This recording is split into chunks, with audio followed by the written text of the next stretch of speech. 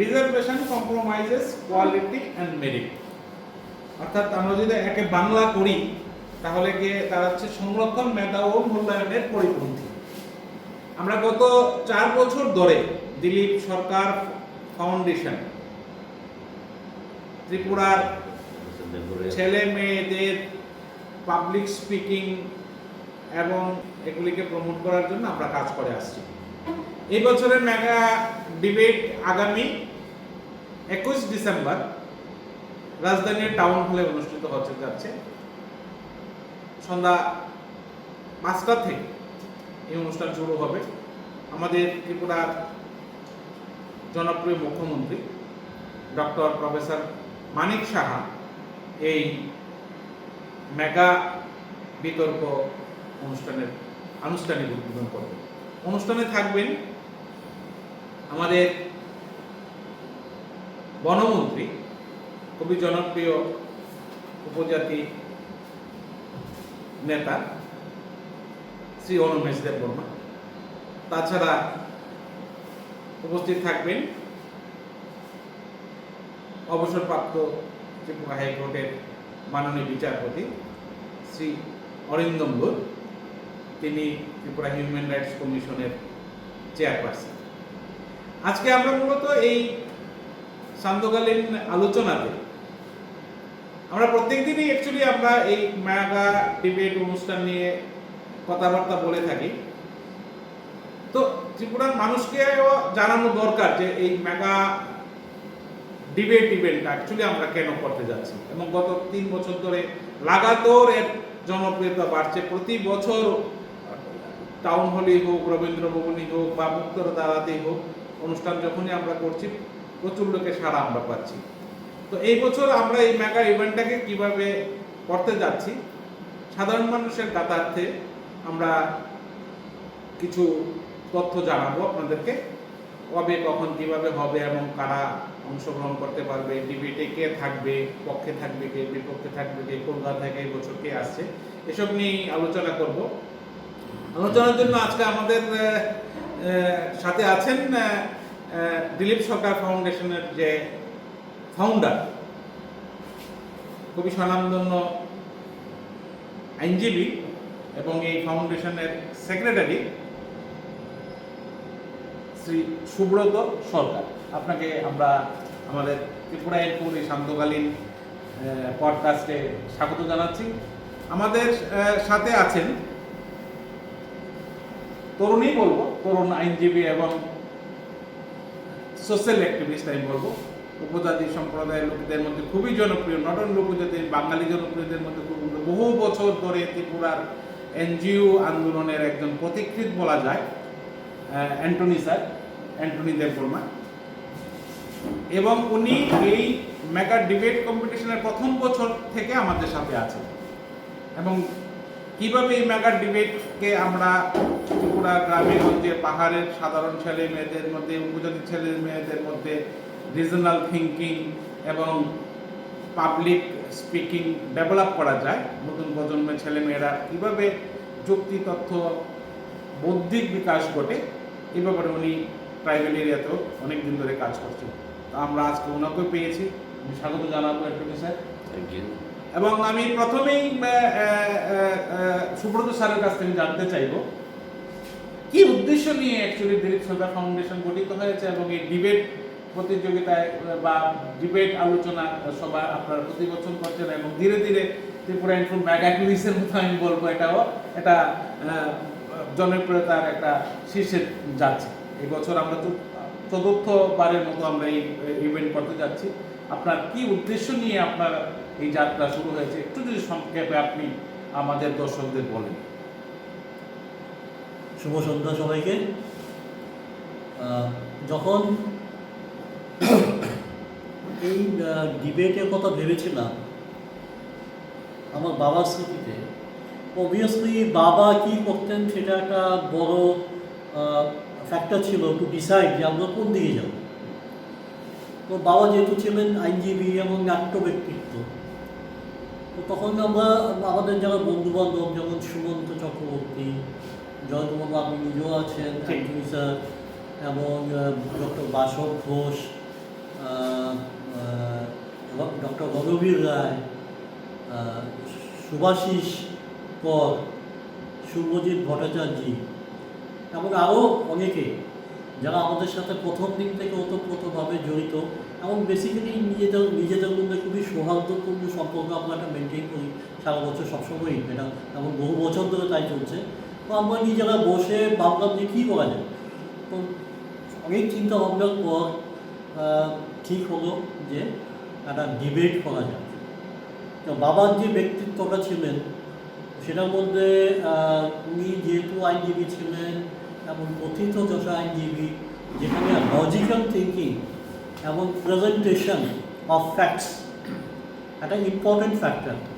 তো সেটা এবং যেহেতু উনি নাট্য জগতের সাথেও জড়িত ছিলেন, তো সেই জন্য মনে হলো যে একমাত্র ডিবেট একটা মাধ্যম যেখানে নাকি এই সবগুলো জিনিসকে একসাথে পাওয়া যেতে পারে।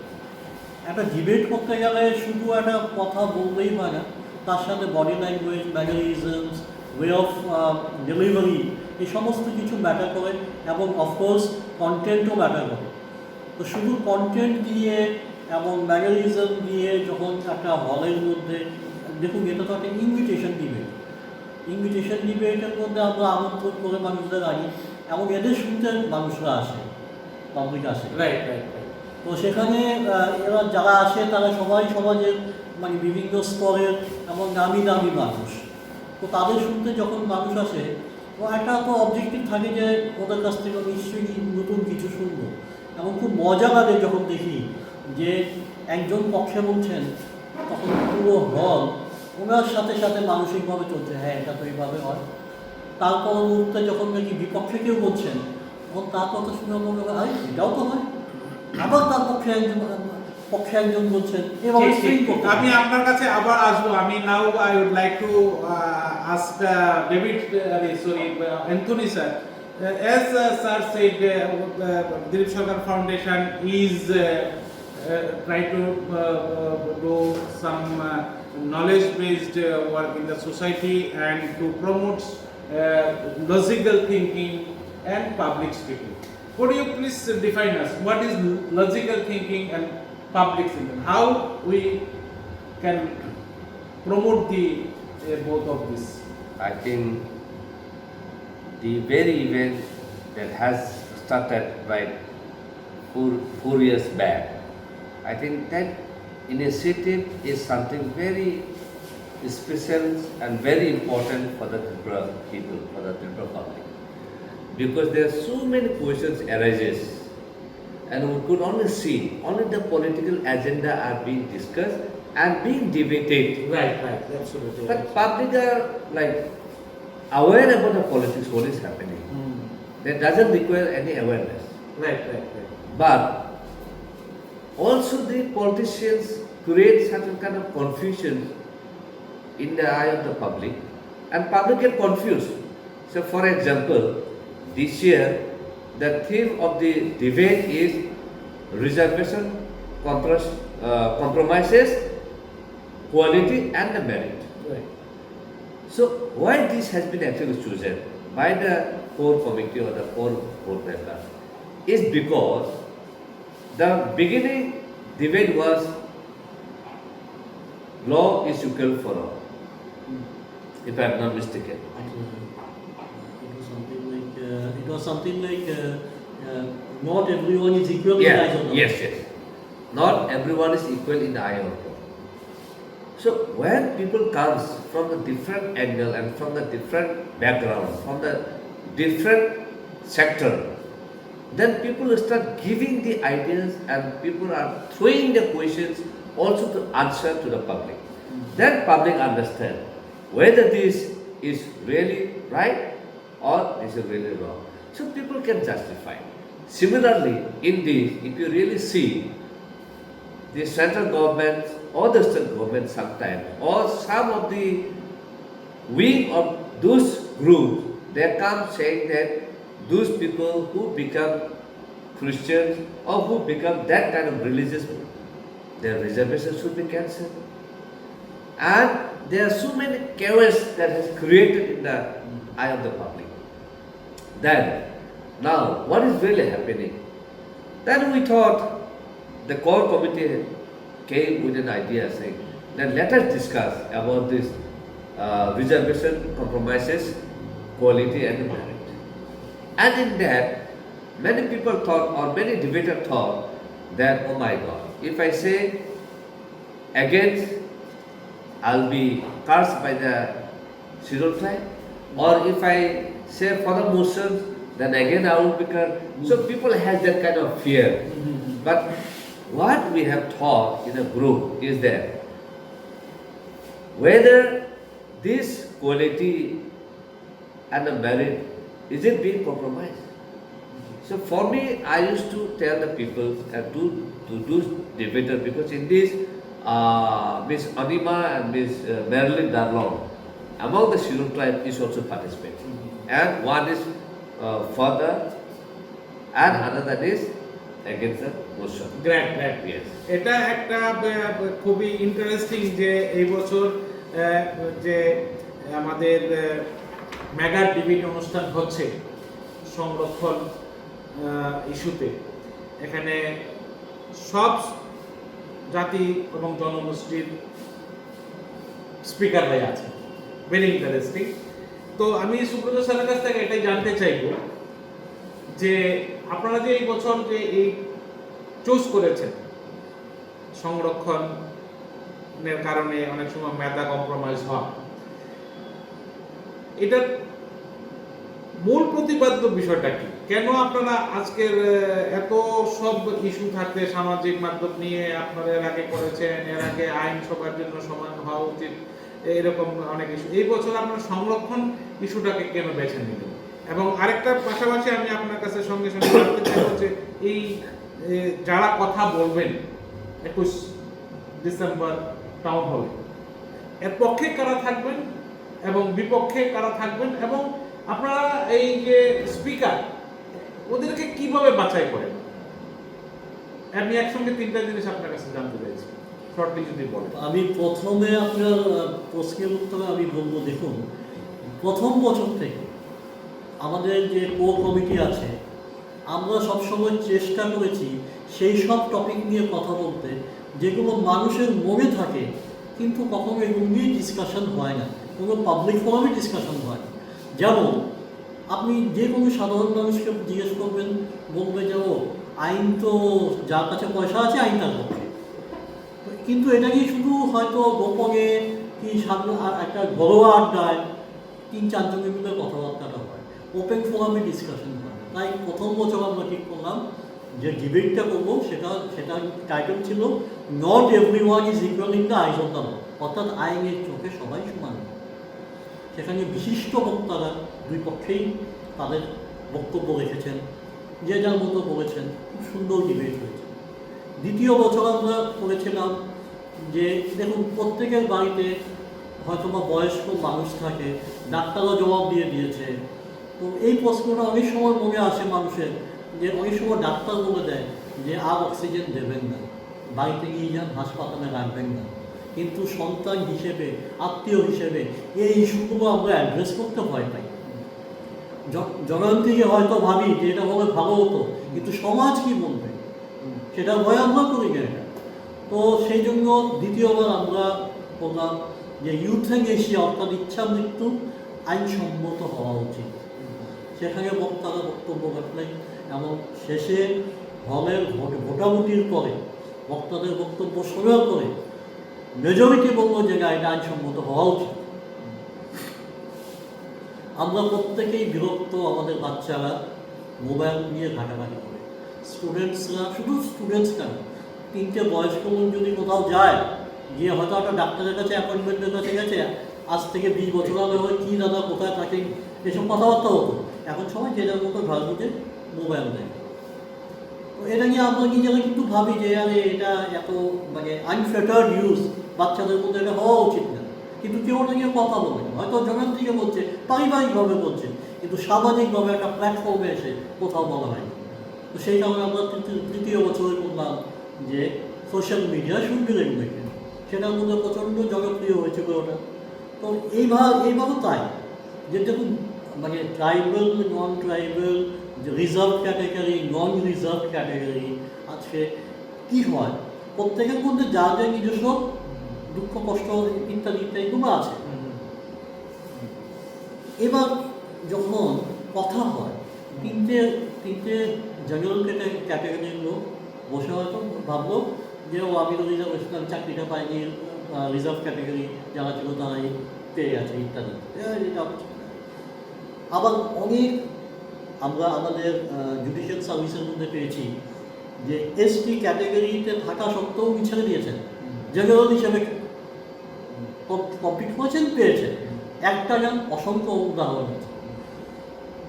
তো মানুষের মধ্যে ভাবনাটা কি সেটা বুঝতে হবে, সেটা জানতে হবে। ঠিক। এবার আলোচনাটা তো হয়তো এই তিনজনের মধ্যে। ঠিক, এটা একটা বিশাল আলোচনা এবং ডিবেটেরই বিষয়, কিন্তু আমাদের কাছে যেহেতু সময় কম, আজকে আমরা ডিবেট নিয়ে এই বছরের কিভাবে আমরা প্রস্তুতি নিচ্ছি এই নিয়েই কথা বলতে যাচ্ছি।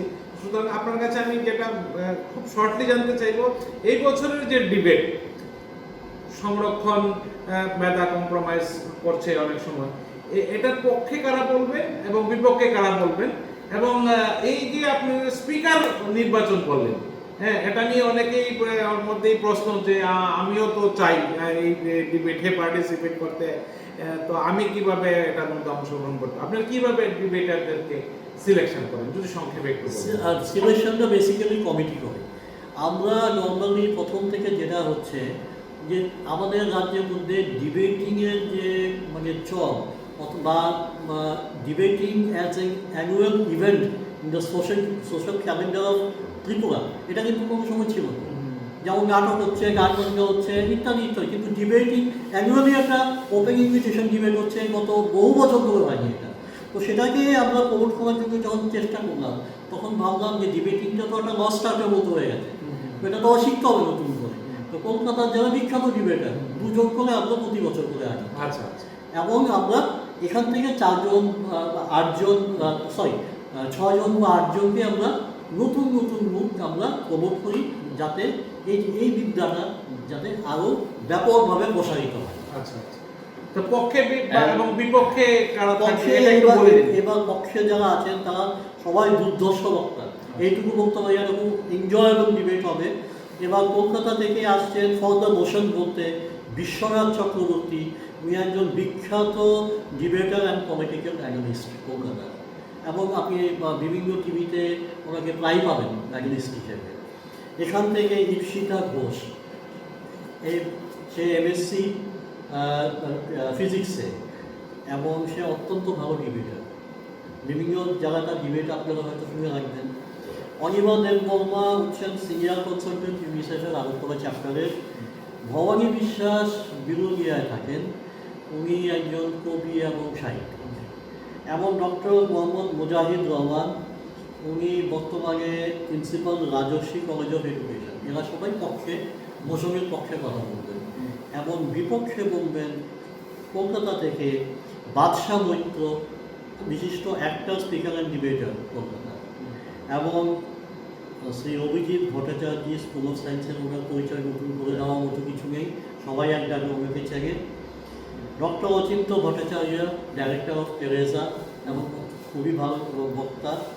মেরিলিন ডায়মন্ড, মেরিলিন হচ্ছে ন্যাশনাল ল ইউনিভার্সিটি ত্রিপুরার অ্যাসিস্ট্যান্ট প্রফেসর অফ ইংলিশ, এবং মানে খুবই ভালো পড়ায়, এবং এর আগে ডিবেটিং ভালো লেভেলে ডিবেটিং করেছেন।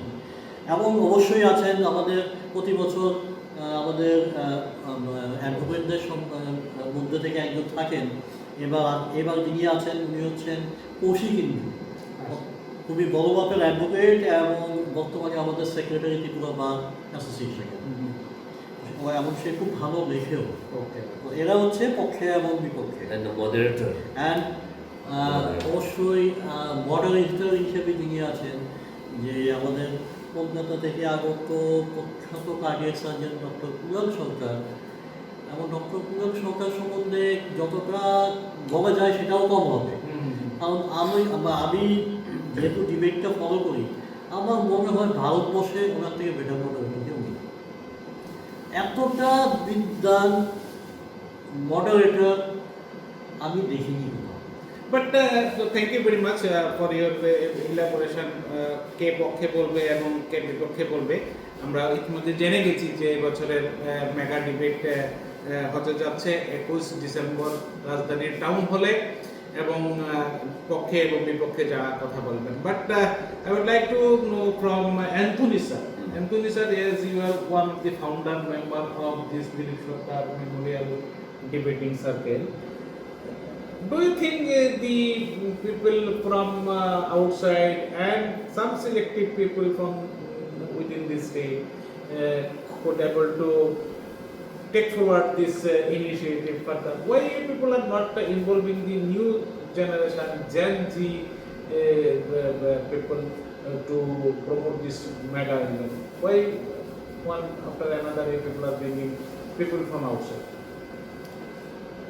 This was the initial stage. You actually require certain time to promote, because the local, if you really concentrate on the local, then the kind of quality of the debate may not come forward.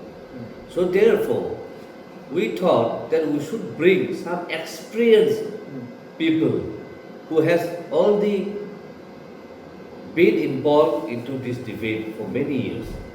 So with that experience, if we bring them and include them into this, then certainly our debaters and also the audience will come to know to be a moderator or to be the debater, what kind of quality you require. Upcoming from the 5th years, definitely will concentrate, and also the entire debater will be from this. And for that reason, in this, earlier we thought that 4-4 is for the motion 4 against the motion 4. But then we realized, let us also bring from different sections of the people. That's why you find here that there are different people from different sections, from different backgrounds, from different professions. So when these mixtures of different sectors comes together, then they can really multiply and the flame will really flow high. So that was an idea. And now, looking at this, those people who are having certain doubt, who are having certain confusion, will also become clear. Now, people, like when we talk about the quality, definitely 31% of the reservations is among the scheduled tribe, and out of that, the best quality people, the best merit people are being selected within that. That doesn't mean that being a scheduled tribe, you are being picked up XYZ. As our senior sir told, that there are some candidates who even go into a general category. So that is the quality that we are also producing. So by breaking this kind of, themes and topic, people will able to generate their idea. They will able to calculate, and their contextualization, articulation will develop. So what people actually require is that they require the exposure. Since they cannot go outside of the state and they are within the state, so their articulation, their contextualization is little like into a corner. So therefore, we are bringing these people into this platform so that the people get aware and they get inspiration from different Yes. sector of the people. I think that was the idea why we are actually breaking, and that's why earlier, since from the beginning, it was about a scheduled tribe. I was the one. I was the only indigenous people. This year, you are finding 2 indigenous people movements are coming, and it is not also the male. Yeah. So that is something very interesting. Very nice, very nice. Thank you very much to come up with the actual truth why you people are also bringing people from outside. এবং এটা আপনাদের দর্শকদের সবাইকে জানিয়ে রাখি, দিলীপ সরকার Memorial ফাউন্ডেশনের debate আগামী দিনে আপনারাও অংশগ্রহণ করতে পারবেন। ওরা আপনাদেরকে জানালো যে ওরা কেন ইনিশিয়াল স্টেজে বাইরে থেকে লোকজনকে আসছে। এটাকে সামনে রেখেই আগামী দিনে আমাদের জেন জি ইয়াং জেনারেশনের যে ছেলেমেয়েরা আছে, স্টুডেন্টরা আছে, আপনারাও পার্টিসিপেট করতে পারবেন। আপনারা নীরবে এই প্রস্তুতি নিতে থাকুন এবং এই বছরের মেগা ডিবেট ইভেন্টে আপনারা আসুন, একবার দেখুন যে এই ডিবেটটা কিভাবে হয়। আমি এখন সর্বশেষ সুব্রত স্যারের কাছ থেকে জানতে চাইবো এই বছরের ডিবেটটাতে অডিয়েন্স কিভাবে আসবে, তাদের রেজিস্ট্রেশনের প্রসেসটা কি? এটা একটা ওপেন ইনভিটেশন দিবে। প্রথমত যারা বক্তা তাদেরকে আমরা ইনভাইট করেছি এবং যারা নাকি শ্রোতা তাদের জন্য কোনো পাস বা কোনো কিছু না, আমরা তো চাইছি প্রমোট করতে, হ্যাঁ। সেই জন্য এটা অবাধ এন্ট্রি সবার জন্য, যে কেউ ইচ্ছে করতে আসতে পারে। আচ্ছা, Anthony sir, how you are looking for to participate the tribal students and the intellect people? What is your appeal? How you are managing them? I actually, the participation among the indigenous people could have been very high, and because the debaters also there, but there is one very important festival, the celebration of drink is happening in the state, where both the indigenous people and non-indigenous people will be enjoying this. So looking at that, maybe participation may be little less than before, but we hope that for that reason we are starting early at 5 o'clock, and it will hardly take place 2.5 hours, not more than that. And thereafter everyone will go and enjoy the trip. And also, like, why we actually have gone to this particular day is that the hall was not available. We don't want to conflict the date of the trip and this debate date. The only reason why we have to go with this date is that the entire hall is booked and this day only was available. So therefore we. But কিন্তু আমরা কিন্তু এর আগে কিন্তু দেখেছি যে world কাপের দিন আমাদের ডিবেট হয়েছে এবং দ্যাট ওয়াজ প্যাকড ছিল কিন্তু। Yes, তো yes. ডেফিনেটলি ট্রিং এর জন্য কিছু লোকের অসুবিধা হবে, আমরা এই জন্য ক্ষমা চেয়ে নিচ্ছি। পাশাপাশি আমরা অনুরোধ রাখবো সবাইকে 21 ডিসেম্বর রাজধানীর টাউন হল আপনাদের যাত্রা হোক এবং এই মেগা ডিবেট অনুষ্ঠানকে প্রতি বছরের মতো এই বছরও আপনারা সাফল্যমণ্ডিত করে তুলবেন। আমাদের নতুন প্রজন্মের ছেলে মেয়েদেরকে এই ডিবেট সম্পর্কে, পাবলিক স্পিকিং সম্পর্কে এগিয়ে নিয়ে যেতে সাহায্য করবেন, এই আশা রেখে সবাইকে ত্রিং এবং নতুন বছরের শুভেচ্ছা জানিয়ে আজকের ত্রিপুরা ইনফো পডকাস্ট এখানে আমরা শেষ করতে যাচ্ছি। Subrata sir, Antony sir, thank you very much Tripura ইনফোর নতুন পডকাস্টে আপনাদের অংশগ্রহণের জন্য। আপনাদেরকে নিয়ে আগামী দিনে এই ধরনের বিভিন্ন ইস্যুতে আমরা প্রোগ্রাম করব এই আশা রেখে আজকের মতো আমরা এখান থেকে বিদায় নিচ্ছি। Thank you very much. Thank you very much. Thank you. Subscribe to Tripura Info and press the bell icon so that you never miss any latest updates and news on Tripura.